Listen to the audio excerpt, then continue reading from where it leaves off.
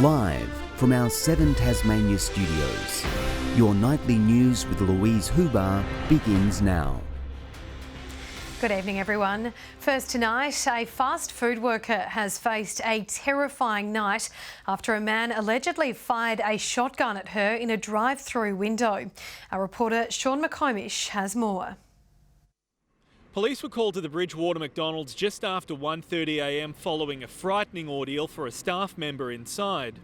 Police say a man walked through the drive-through allegedly armed with a shotgun. Without warning, he fired the weapon at a service window where a woman in her 20s was working. Incredibly, she escaped injury. It's very fortunate that no one was injured in this incident.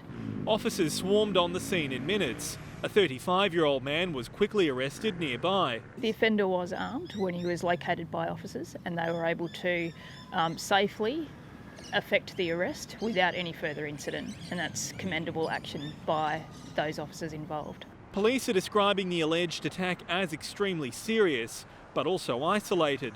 The pair wasn't known to each other. Staff have been praised for their handling of the ordeal. They're very traumatised, and understandably so, but full credit to the management at McDonald's for taking control of the situation inside the cafeteria. The man is expected to face court tomorrow. Police are still appealing for anyone with information to come forward. A 17-year-old boy involved in a trail bike crash in Launceston is now in a critical condition. Tasmania Health has confirmed the rider's condition has deteriorated at the Launceston General Hospital. The crash occurred in Newnham between the bike and a ute on Thursday night. A 16-year-old who was also on the bike is in a stable condition. The University of Tasmania has withdrawn support from a controversial development at Kangaroo Bay. UTAS had been in partnership with Shambrod Investments to build a new hospitality training school. However, it says it would not be responsible to commit to the project with borders closed and tourism limited. Clarence City Council will now meet with Shambrod in the coming weeks to discuss the future of the $80 million plan. The state government has released a tender searching for a provider to operate new youth housing services in Launceston. The successful applicant will operate the soon-to-be refurbished supported accommodation set to house 8 young people. In the recent state election, the Liberal Party upped its commitment to social housing, pledging to build 3,500 new homes by 2027. If you hear a loud noise or two during tonight's bulletin, don't worry, Tasmania's annual Cracker Night has arrived. And there's been a rise in the number of people seeking permits to let off their own crackers this year, while Hobart's fireworks show has returned. Cracker Night has a few more restrictions in 2021 than in years past. When I was a boy, we used to all get together in the neighbourhood park and everybody would bring a bag of crackers and we'd all pull them and we'd let them off and we'd have a great night. Promising a safer fireworks show, Hobart's Cracker Night is back on the calendar after being cancelled in 2020. So we've got a bit of carnival activity, we've got some entertainment, we'll have food and there's a bit of beverage upstairs if you get really chilly. It's about this amazing tradition we have, and it's about families and communities coming together and do something that's quite unique. This won't be the only place the sky lights up. More punters than ever are keen to host their own shows. A massive increase. I think they worked it out to be about 40% increase in the number of permits this year.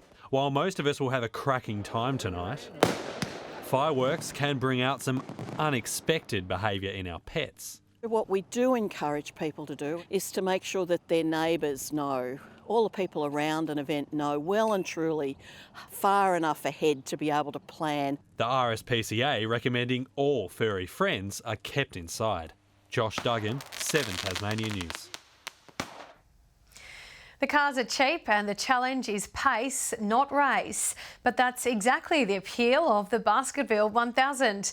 Today, a new generation of drivers have tested the track with the countdown on for the July event.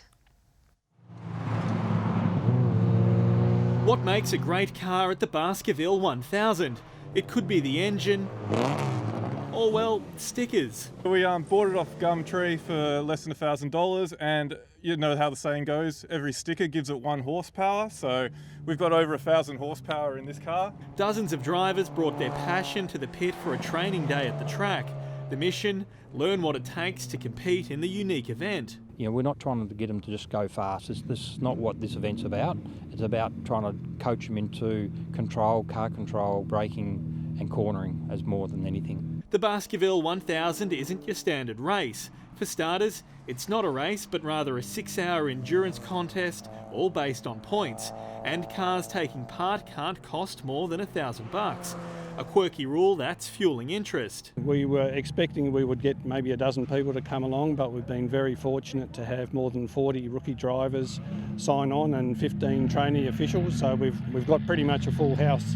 Today's lessons for newcomers involved everything from taking tough corners to flag signals. Organisers hope it will bolster volunteer and official numbers in the years to come.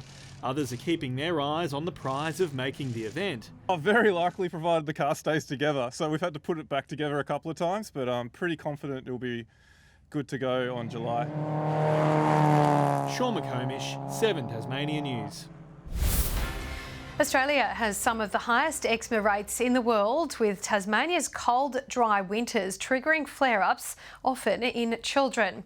A local mum has shared her story as part of Eczema Awareness Month after her son developed a severe case of the skin condition. Baby Weston looks healthy now. As you can see, he's very cheeky.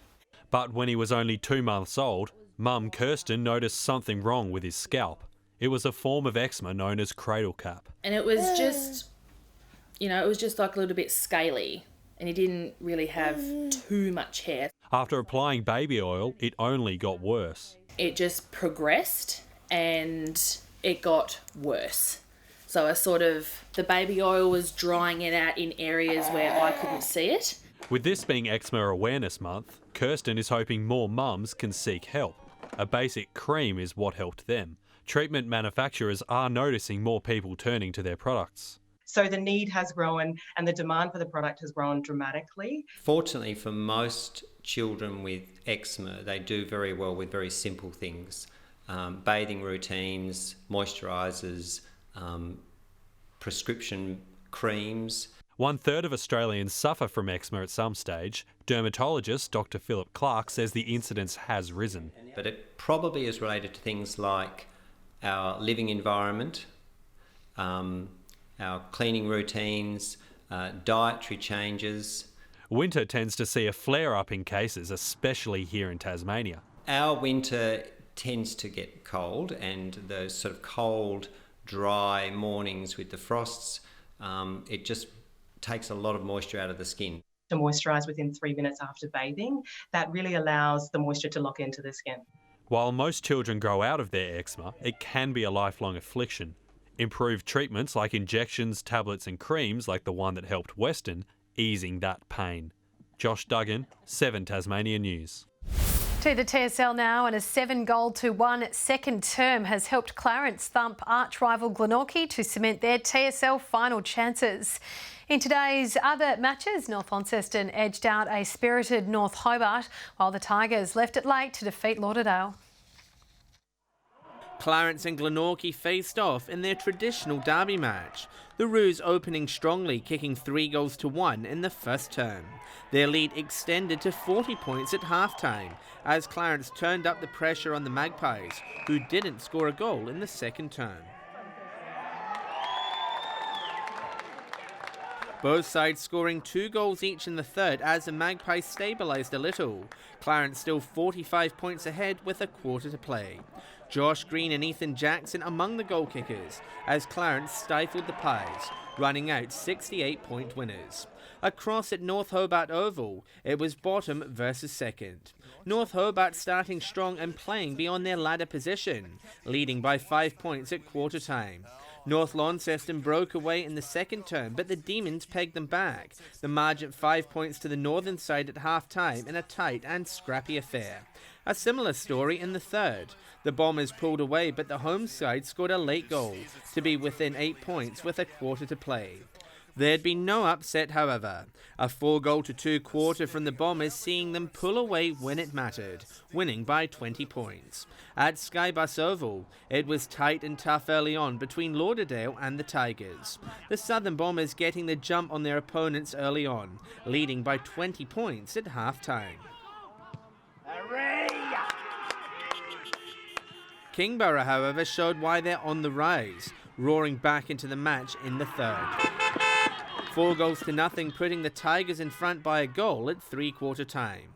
The final quarter a seesawing affair, the lead changing hands multiple times. A late goal from the Tigers seeing them home in a thriller by 4 points. John Hunt, 7 Tasmania News. In local soccer, and Devonport City has cruised into the Lacasilla Cup final after a thumping 8-0 win over Taroona FC this afternoon. It took 35 minutes for the reigning NPL premiers to take the lead, Connor Parr opening their account, the Strikers scoring 2 more before half-time to all but end the contest. They added 5 more in the second half, overwhelming their Southern Championship opponents. The result putting Devonport through to their 3rd cup final in 4 years. The Hobart Chargers men's side sit 3rd in the NBL 1 ladder after a 107-79 point win over Mount Gambier last night. Jonathan Mines continued his good form, scoring a game-high 24 points. The Chargers led at every change with a 35-17 point third quarter at the highlight. In the women's, Mount Gambier took out the win 74-60. The Pioneers dominating the second half, scoring 35 points to 23.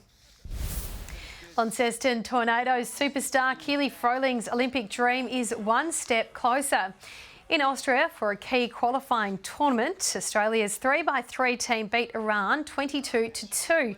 They now move on to a must-win quarter-final against Spain, needing a top 3 finish to qualify for Tokyo. Stuart McSwain has continued his stellar season with another strong performance at the Diamond League in Doha overnight. He reached a new seasonal best in the 1500 metres, also recording his 3rd fastest time and the 4th fastest by an Australian in the distance. The King Island runner finishing 2nd behind Kenyan star Timothy Chariot. McSwain fighting for 2nd place, but it's Timothy Chariot. Will it be under 3:30? It's going to be close, just outside. McSwain gets 2nd, Mel Bacali 3rd. Tefera 4th. McSwain marching towards the Tokyo Olympics, which is scheduled to start in just 55 days' time. Good evening, everyone. It was a chilly start in Burnie today with -3 and also -2 in Launceston. However, Hobart, Launceston, Burnie and Devonport all saw a top of 11. Across the state, King Island and St Helens both 13 degrees, Flinders Island and Smithton 12, 11 across Low Head, Grove and Strawn, and just 6 degrees in Lyowini. Cloud can be seen about the southwest and southeast of the state today, with clear conditions elsewhere. Further out, high cloud covers much of Queensland and northern New South Wales. Middle cloud with some thunderstorm activity extends over Western Australia ahead of a cold front to the west. Tomorrow's chart shows the high remaining to the north of Tasmania as the weakening cold front crosses Western Australia. Northwest to southwesterly winds tomorrow 5 to 15 knots, reaching up to 20 knots in the south. And there is a frost warning current for most of the state tomorrow. Partly cloudy and 13 in Hobart and Ouse tomorrow, early frost and 14 in Richmond. After a morning frost, 12 and sunny in Launceston and Devonport, 11 degrees and in Deloraine. 11 in Burnie tomorrow, Strawn, 12 and partly cloudy, cloudy and 13 in Curry. And in the east, 14 in both St Helens and Swansea, and 13 and partly cloudy in Whitemark. Looking on to Monday now, fine apart from possible light showers about the far southwest. Fine apart from showers about the west and far south on Tuesday. And on Wednesday, showers about the north, west and the far south. 19 in Perth tomorrow, sunny in Melbourne and Adelaide, partly cloudy and 22 in Brisbane and 31 degrees in Darwin. And currently Hobart is 6 degrees and partly cloudy, only 5 and clear in Launceston and 4 degrees and clear in Devonport. And Lou, that's the weather tonight. Pretty chilly out there. Thanks for that, Chelsea. And that's all your news for now for this Saturday evening. Thanks for joining us. We'll see you tomorrow. Good night.